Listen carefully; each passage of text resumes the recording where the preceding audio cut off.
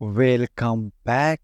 In this video, we are going to talk about operator. So operators are symbols that perform operation on variable and the values, and Java support variety of operators and categorize into different types based on the operation they perform. So if you see here, you can understand the types of operator. Generally, we have 8 operator types. So in this video, we are just going to take a look and we are going to cover each operator in a specific video. So what is arithmetic operator?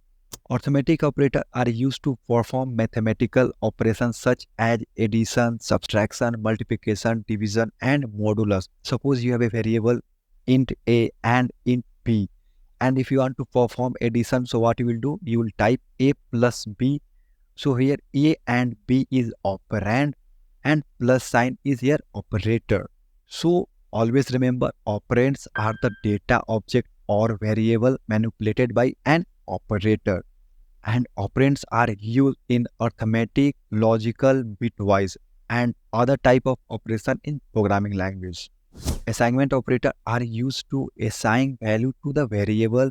They can also perform arithmetic operation simultaneously, making code conscious and readable. Next one is relational operator, and it is used to check the relationship between two operands, like A is greater than B, or I can say B is greater than C. So this kind of thing is called relational operator. Next one, we have logical operator, and it is used to check whether an expression is true or false. So I hope you are familiar with and condition or condition. So these kind of things will come under logical operator. And unary operator are used with only one operand. That means I can say here plus plus or minus minus sign. That means it will increase the value by 1 or can decrease the value by 1. So do not worry, we'll cover everything in upcoming video with perfect example. Next one is bitwise operator. So bitwise operator are used to perform operation on individual bit. So for now, just you can ignore it. I don't want to confuse you.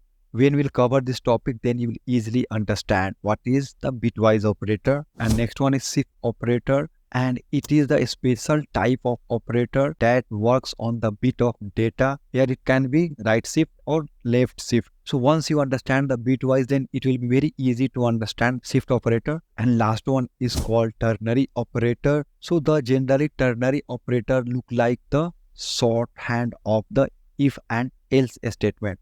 So if and else, for now you can understand. If it will be satisfied, then it will go inside. If it does not satisfy the condition, then it will go to the else. So this thing will cover when we are going to learn the conditional thing. So in the next video, we are going to start with arithmetic operator.